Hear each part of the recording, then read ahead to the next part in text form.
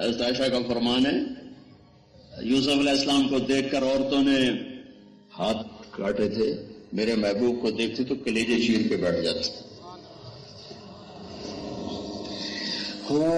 من انفسکم واسع الجبین چوڑا ماتھا، عظیم الہامہ خوبصورت سر، رجل الشعر نیم گھنگریالے بال، شدید سواد الشعر سیاہ کالے بال، ازج الحواجب ہمیں بڑی خوبصورت کماندار، من غیر قرن یہاں بال کوئی نہیں، اقن العرنین ناک خوبصورت باریک، یہاں سے تھوڑا سا اٹھا ہوا آگے سے باریک، مفلج الاسنان دانت چمکتے ہوئے موتیوں کی طرح اور بیچ میں تھوڑا تھوڑا خلا چار دانتوں میں، اشنب غلی الفم خوبصورت ہونٹ گلابی کھلے منہ کے ساتھ، سہل الخدین گال بڑے خوبصورت نہ پچکے نہ ابھرے، گولائی میں.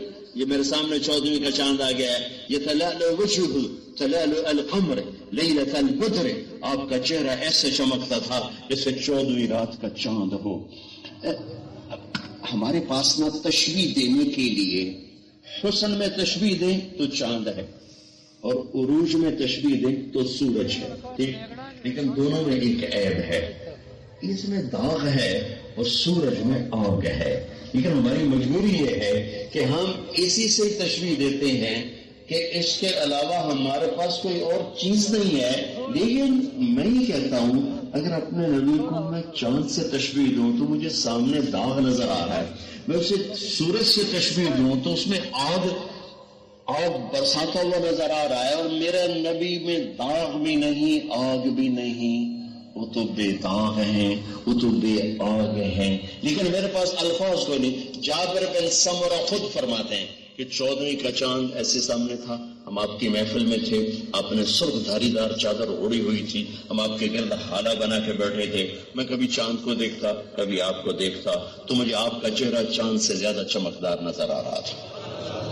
من انفسکم کف اللحیہ خوبصورت داڑھی گھنی، خوبصورت داڑھی گھنی نیم گھنگریالی داڑھی اور سر میں 14 سفید بال، ٹوٹل ساری زندگی میں 14 اور ایک روایت 20 سفید بال، اور یجاوز شعرہ شہمۃ اذنیہ کان کی لو تک بال رکھے، گلرن تک بھی آئے، شانوں تک بھی آئے. جب آپ نے حج فرمایا آخری تو اس وقت آپ کے بال شانوں تک تھے، اور آپ نے احرام باندھنے کے بعد ان کی گتیں بنائی، 2 گتیں ادھر اور 2 گتیں ادھر تاکہ وہ ہوا میں اڑے نہیں. پھر اس کے بعد وہاں جا کے سر مڑایا، آپ نے حج کے موقع پر آپ نے سر مڑایا. جید دمیۃ فی صفاء الفضہ سراہی گردن دار، واسع صدر سینہ چوڑا، تخم القرادیس ہڈیوں کے جوڑ بڑے مضبوط، طویل الزندین بازو لمبے، سائل الاطراف انگلیاں سیدھی، رحب الراحہ ہتھیلی کشادہ ہتھیلی سخاوت کی علامت ہوتی اور شجاعت کی علامت ہوتی. شفر القفین والقدمین یہاں اور یہاں اور یہاں رگیں نظر نہیں آتی تھی، رگوں کا ابھرنا بھی حسن کو ماند کر دیتا ہے. ثابت القصد سیدھا بدن مبارک، سیدھا، کہیں چڑاپن نہیں، کہیں پیٹ نکلا ہوا نہیں. لم تعبہ خجلا لم تزری به سعلا، حسن الخلق ظاهر الوضاء أبلج الوجه، في عينيه دعج، في صوته سهل، في لحيته كفافة، في عنقه سطع، أنذر الثلاثة إن تكلم علاه البهاء وإن سكت علاه الوقار. یہ میرے نبی کا حلیہ ہے جو میں بیان کر رہا ہوں. میرے پاس الفاظ ہیں ان کا ترجمہ کرنے کے لیے کہ کیا حسن دیا میرے رب نے اپنے حبیب کو. ایک کوئی چیز بنایا اس کے بعد بنایا ہی کوئی نہیں کچھ.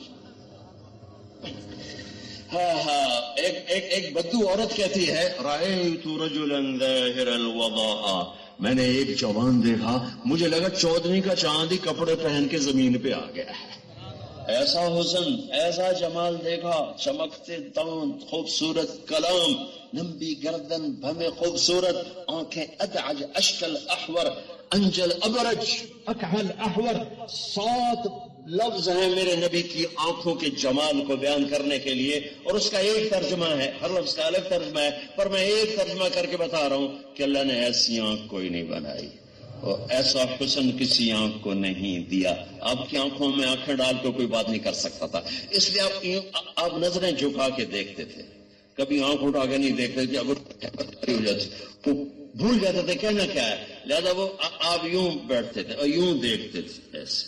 کبھی کبھی آنکھ اڑتی تھی تو سب کی نظریں چھپ جاتی تھیں، صرف 2 آدمی آپ کو دیکھ سکتے تھے، ایک ابو بکر اور ایک عمر، بس اس کے علاوہ کوئی آپ کو نہیں دیکھ سکتا تھا. صرف یہ 2 ہستیاں آپ کا دیدار کر سکتی تھیں اور کوئی نہیں آپ کو دیکھ سکتا تھا. اللهم صل على سيدنا